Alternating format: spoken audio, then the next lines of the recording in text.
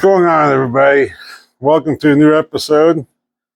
It's Thursday night, probably 11 o'clock now. And last night, we got some snow. So I was with the family today off work. And my oldest had a snow day, so we were out playing in the snow and that type of stuff. I might throw a couple clips of us playing around in the snow.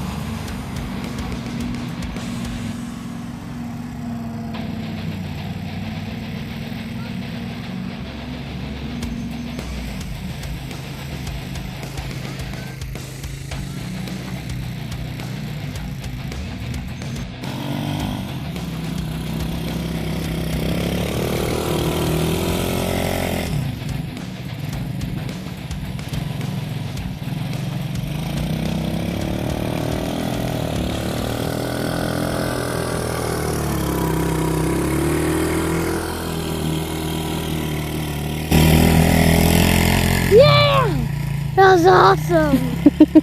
Now we're out here and we are ready to work. Last weekend I got a couple things done. I did worked on the transmission cross member, trying to get the transmission to get lowered down a little bit to make more room for the flooring and the driver's seat. But unfortunately, I think this will be the last episode of this rig, of the race Jeep, for now. The whole leaf spring idea I had, it's not going to work out. I don't have the budget for the coilovers that should be going on this, but so I need to either find some more coil shocks or some just coils off like a Jeep Wrangler or something that I could put back here. Maybe do like the same coil shocks, coilovers like I did in the front off of Ford Ranger or something. So I'm running the same thing in all four corners. And but my issue is the Jeep is sitting where I think it's going to be now. It's lower than it was before. The front coils, when I got them, they had too much aluminum spacer on them. That's putting too much preload on the springs, and so the front end's not sitting down at all. So I got to remove those and get the front end to sit down some. And with that, that'll put this back way up in the air where on the height that I had it. So now I lowered it to the stance I'm guessing is going to be at. But what that makes it is, so between the frame and the axle, I only got about 4.5 inches of travel there before the frame hits. But on the cross member here, I got less than 4 inches before it hits the differential. So I have to back up a little bit, try to figure out what I'm going to do. Do I cut the frame off in front of the rear axle, cap it, and then run a tube back like they do on a lot of other race rigs, and then have that tube that comes back be the part that supports the roll cage and also supports the fuel tank? Or there's other ideas too out there. I think that's pretty much what it's going to come down to, is for me to get any type of downward travel or upward travel of the rear axle like I need. This cross member for sure will go out no matter what. And then I'm going to have to cut this frame at some point. But for now, we are going to, I'm going to show you what I did to the transmission cross member to get to lower the transmission. And then we're going to paint it. I cut off an ear off the driver's side seat mount. I'm going to get that welded back on since I'll have room for it now. Then we're going to mess with the steering. So when I pull this out, it will be, I can sit in the seat and just steer it instead of having to mess with the a pry bar and the wheels and all that stuff. Try to get the steer. So unfortunately, other projects have come up, like my truck. It really needs a lot of work done to it. When we finally found me another vehicle to drive while that's being worked on, so I'm not rushing every weekend to try to get a project done on it and keep it roadworthy for me to take it to work. So I can start ordering parts for that. And right now, that's more important than this race rig, because even if this is done and that's not, I can't get this Jeep to the races. So this year we might not make it to the races, and if we do, it'll be the last few races of the year, which sucks. Last year we missed all the races, and the year before we only made one. But we're going to. I want to pull all the stops that I can on this thing, and still be a budget friendly rig, but adding coilovers and tires and other stuff I need to the budget, it's definitely out of the ballpark. So, but for now, I'm going to, like I said, we're done mess with the transmission crossmember, do the steering, and I'm going to weld some brackets back on these axles and the frame so they stay in place while I roll it around. I might tack weld or something with this. Probably not. I'll probably just put some boards back here and put the fuel tank in the back, or I'll shove the fuel tank up in the loft or something. But it sucks. Took me a little bit to get this rear roll cage to fit right, but now it'll be different, or it'll be changed some. So hopefully we can get it all to work out. So if not, then we will start highly modifying stuff next year. So, but I guess let's get to work, and we'll tackle this axle first. Then, or I'll show you the cross member first. If I did, and so I get painted, then we'll do the axle. So, thanks for watching. Subscribe and like the videos.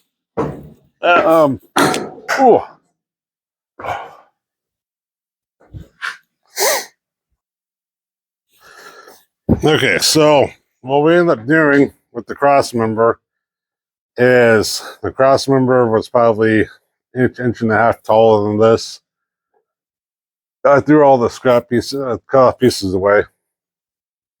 But so this would be in the front. This was in the back where the transfer case would kind of sit at, or the drive line would sit at, just above or just below it, or the flanges would be for the drive line and the transfer case.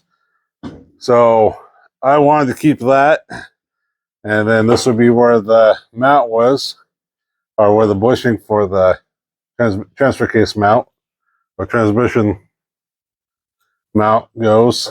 So what I ended up doing is, since it's a lot taller, is that I just took a ruler, went up against the edge here, made a straight line all the way across, and then I ended up cutting this whole chunk here out, so that way I keep that set to the side, and then cut along that straight edge, and cut along the edge before it curved over top, and then I cut right across here, took this piece off, then took that inch out, set that part down first, so it lined up with this cut mark on the top of their cut.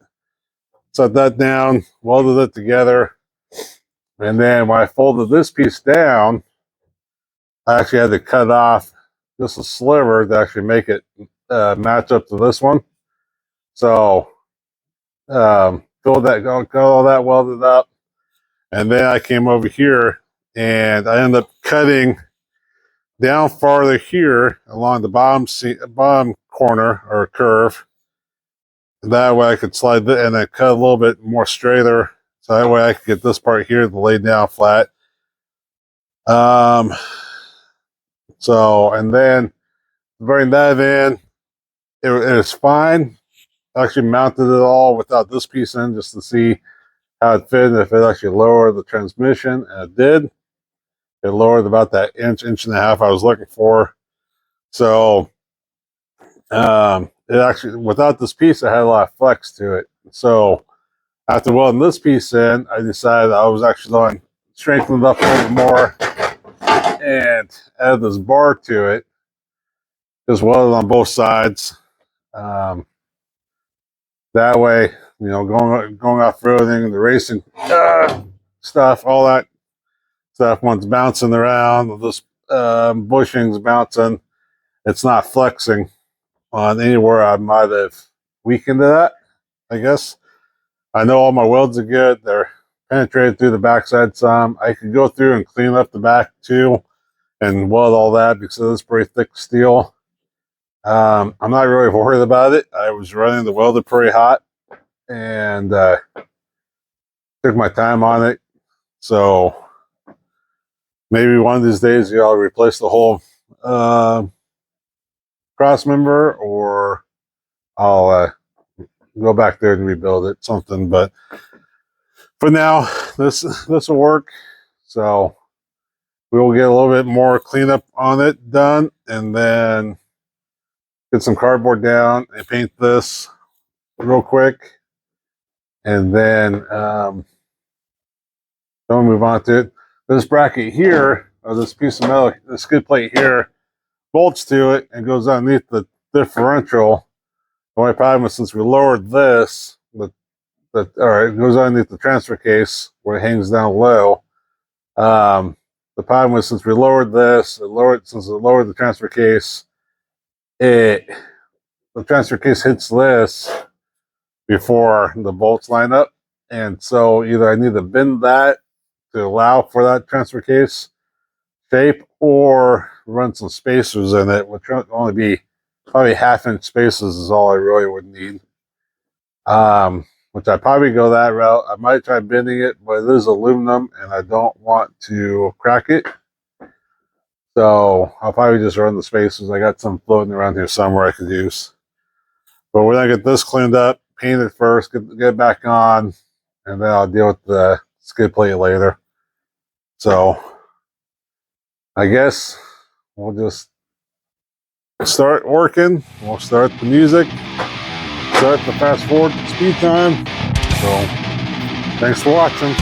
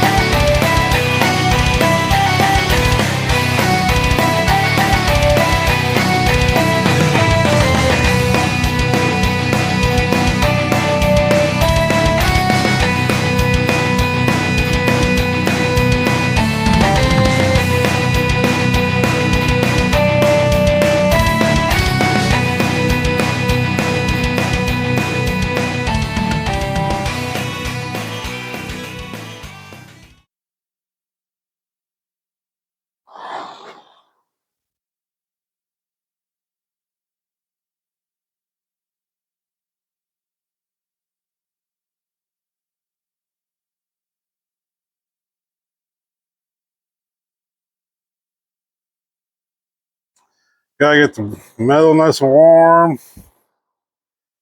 Gotta get the paint nice and warm. Probably, I don't know, 40, 45 degrees in the shop right now. So, gotta get everything warmed up. And since I'm pushing this outside, I already got some new welds that are rusting already from the shock towers in the front. So I don't really want to deal with the same thing in the back, especially on a spot that part that I might not ever take back off. So, or it might get greasy or nasty between now and then if the transmission decides to leak, or I mean, the transmission's got to get pulled out anyways to be able to get rebuilt at some point. But it's starting to get there.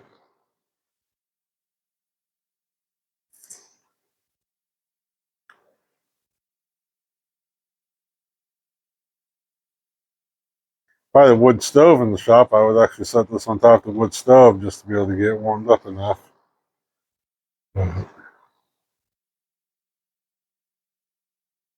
But I don't. Well, it's okay.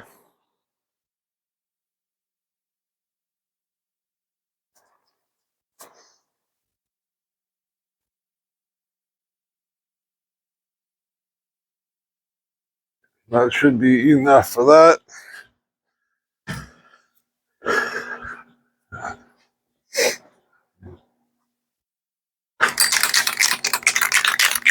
Paint's nice and warm. So the first paint I'm going to try is Harbor Freight carries this paint. The chassis and grill paint. Resists chips and scratches from road debris. Protects against corrosion and UV rays. From Iron Armor. We'll give it a shot and see how well it sprays down. And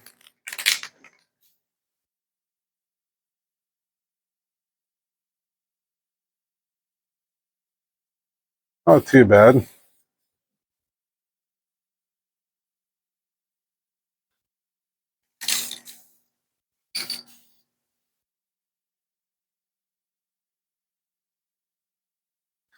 At least the spray is not too bad.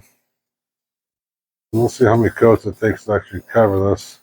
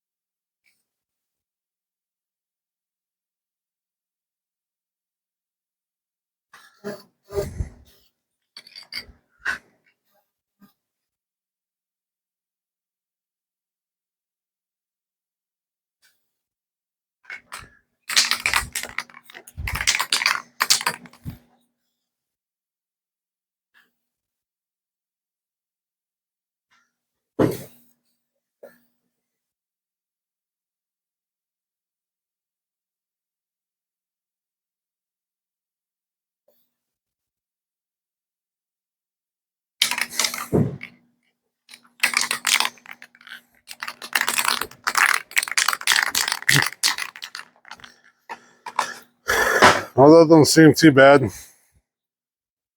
So we'll see how long it dries. I usually use like a duplicate color, or that usually goes on pretty well. Let's see if I got a can of it. And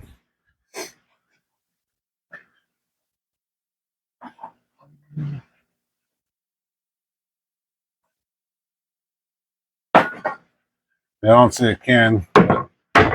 Oh, Rust-Oleum, that's what I usually use. Or Tractor Supply has a flat black chassis paint that I like to use too. And it seems to dry pretty quick. So with it being cool in here, or cold in here, I bet this will probably take a little while for it to cure.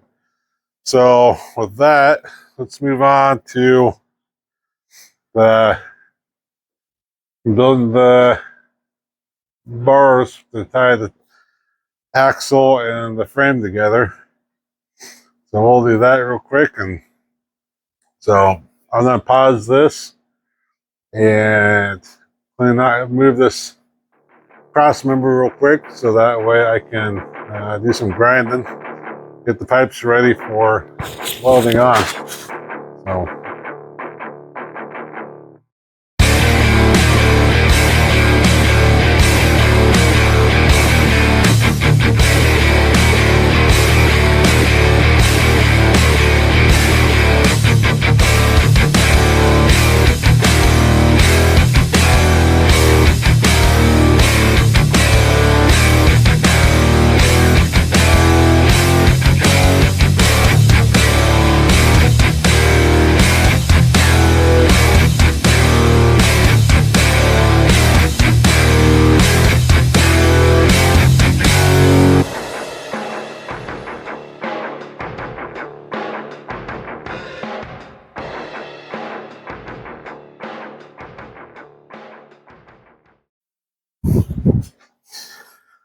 Okay, well, we got the rear end done.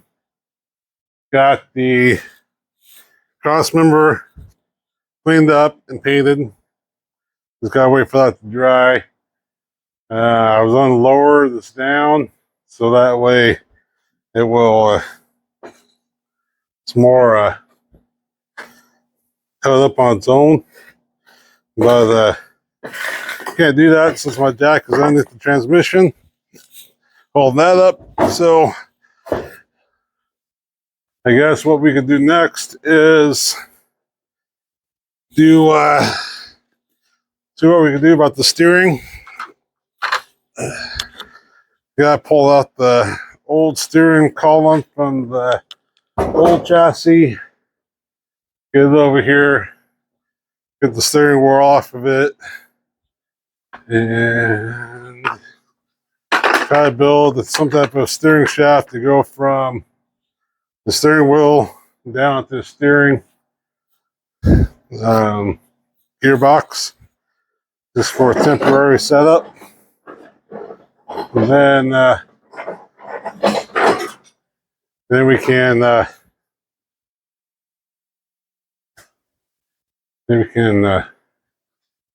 keep going. We can get all that. I get it so that way we can get the steering. I get the steering column in and steer it when we pull out. It's either usually my wife is in the rig that's pulling, and I'll do the steering. There's the steering column. There's the steering column. So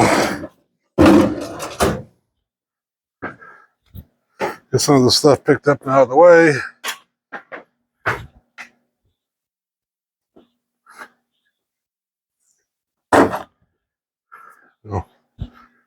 Now we need to get this nut here off.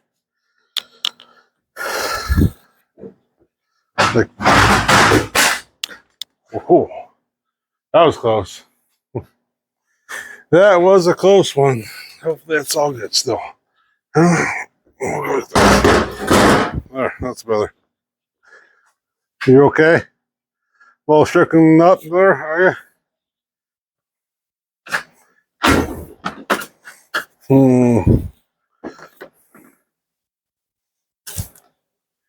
You guys think that's a metric or standard? Well, standard, it seems like. That would be a standard. I don't know. Chrome socket on a impact gun don't really mix, huh?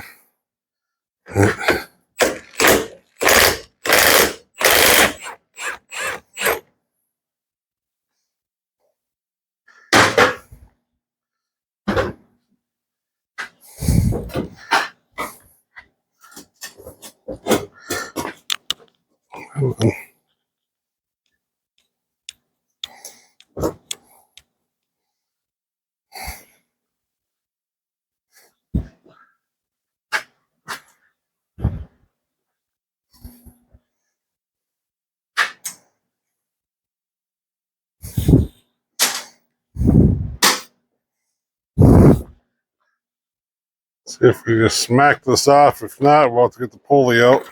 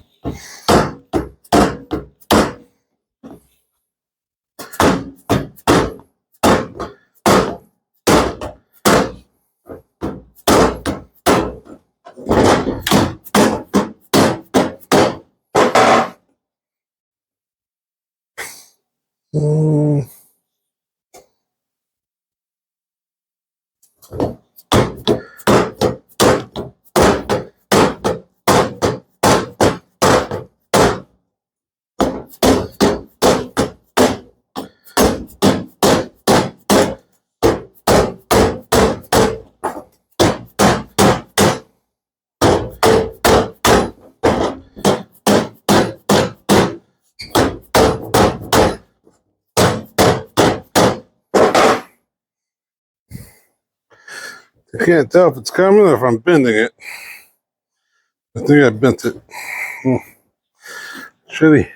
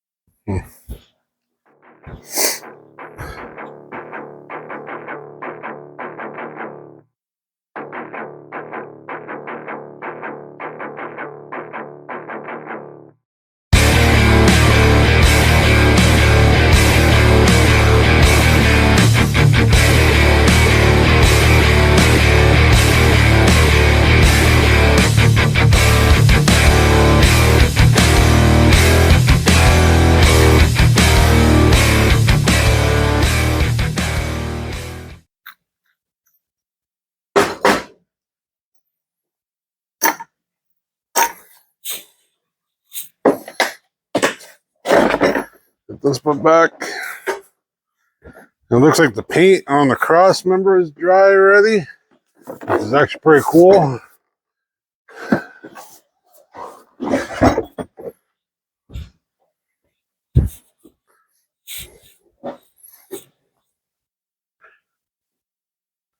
Looking at it, doesn't look too bad. Of course, there's probably missed spots, a little bit here, a little bit there. But nothing bad though.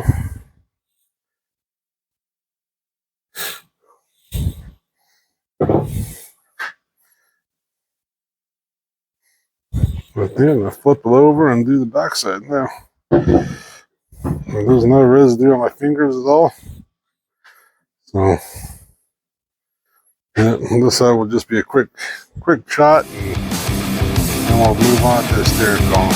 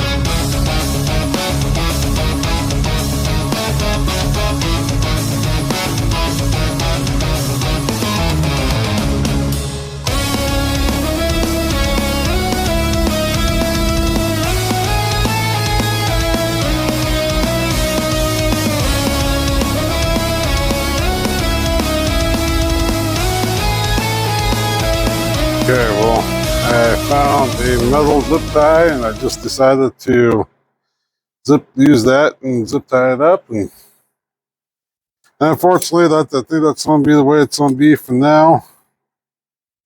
Yeah, of course, if it actually had power and it was actually under its, it could actually drive on its own, then probably wouldn't be doing that. But since it's just going to get pulled behind the vehicle to a spot where it's going to be resting for a little bit, then there is no sense in doing that.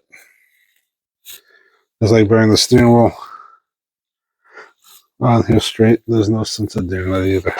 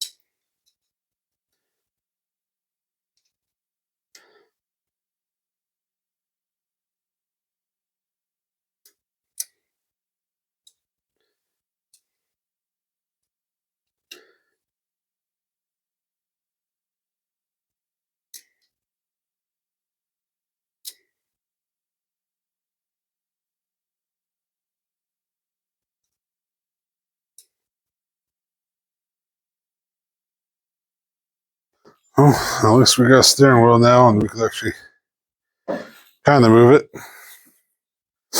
So,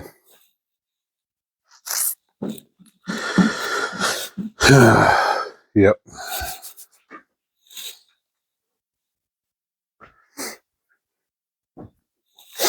So the question is do I work late tonight and go grab the wheel wells for the front and try to cut them into, put them in where they belong? Or since we can't really do much more of this, just, well, since it's getting all packed up and going outside, do we just forget about it and want to push it outside or throw them in the back here or something? So, I hate that I had to pause on this. I was hoping to be able to do it, keep on going until it was done, but life happens. Life gets in the way, and there was definitely stuff that's come up on this that I wasn't expecting, and it's always those little things that cost money. So I have to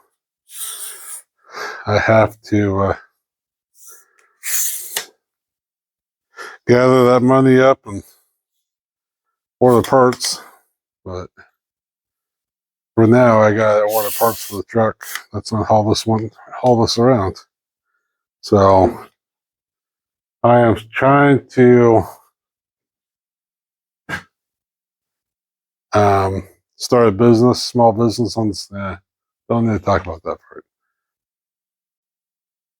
Hey y'all, it's Saturday night. I'm just out here working a little bit. So me and the wife got the hood on the race Jeep, and we got it outside. As you can see, it's not in here anymore. I did get the quad pulled up. I'm back there up here. Got a few things moved around. Got the fuel tank moved. And the bench there. Got the seats I had out up on the shelf. Just kind of cleaning stuff up. Yeah, so for now, I guess it's the end of the race Jeep. For now, we will, like I said earlier in the video, is we'll get back on it whenever we get some of these other projects done. I really need to get this running. Try to get it running before this next weekend. Gotta get that little guy running again. It was running great, but it hasn't ran for about 6 months now. So I gotta go through and get running again for next weekend. And then actually buy a hood vent, or not hood vent, but just a second, exhaust vent for the shop. So that way it'll replace, you can see it, the vent up there where there's no fan to push the air out. So I'll get all the cobwebs cleaned up and should be pretty close to that same size. So I shouldn't have to do much to make it fit. So, but I will, it has an on-off switch and I'll bring it down, straight down to there. So I'll get that probably wired up, probably after my kid's birthday party. So right now I'm gonna try to focus on this quad. So, and then maybe some other stuff, but I got a new daily driver, which is a Honda CRV. Right now I'm not gonna touch it at all. It's just gonna be my daily driver. At some point I will bring it in, do a bunch of maintenance work to it, and then probably switch out all the lights for LEDs. And then I do have a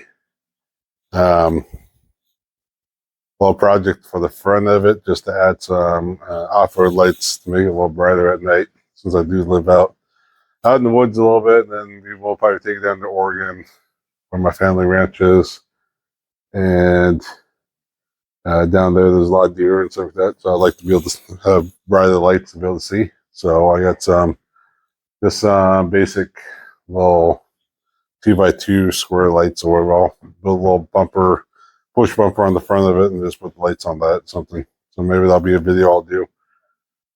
But I'm gonna get ready. Since I got that rig, I'm gonna start ordering parts for my truck, and then that will take up this whole entire space. The truck will. So if I get this quad running out of here, pretty much the truck will be all the way from the door all the way to about the front of this quad. So, but I got to tear apart the whole front end, do all the steering, do all 4 shocks all the way around, pull the bed out to fix some wiring in the back, bunch of stuff. So, but and that comes first, because that's what we, I usually used to use as a daily driver, but we use a lot. So, but thanks for watching. Subscribe and like, and I will have more content in a couple weeks. I'll have another video out. So it'll probably be about this quad and this one there, and what I found and what I diagnosed and found, and then maybe some video of next weekend's party, and then from there we'll see. Yeah, we'll see what that video consist of. So a lot of my videos aren't planned. They just get out into the garage and do work. So whatever I can figure out to do, that's what I'll do. And if I have parts for it, then great. If not, then I'll find something. Maybe we'll play with the powder coating stuff a little bit. Maybe we'll I'll show you some more on the Arc Droid. I'll do some improvements in the shop. I got those leaf springs I cut up for the race rig that I can't use, and maybe we'll build some furniture.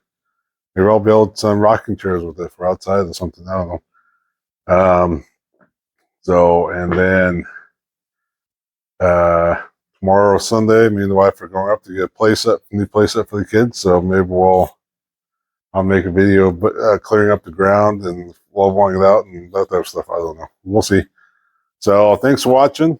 We will see you in a few weeks. Hope you guys have a great rest of the weekend and then great week. So stay busy. Get out there and do stuff.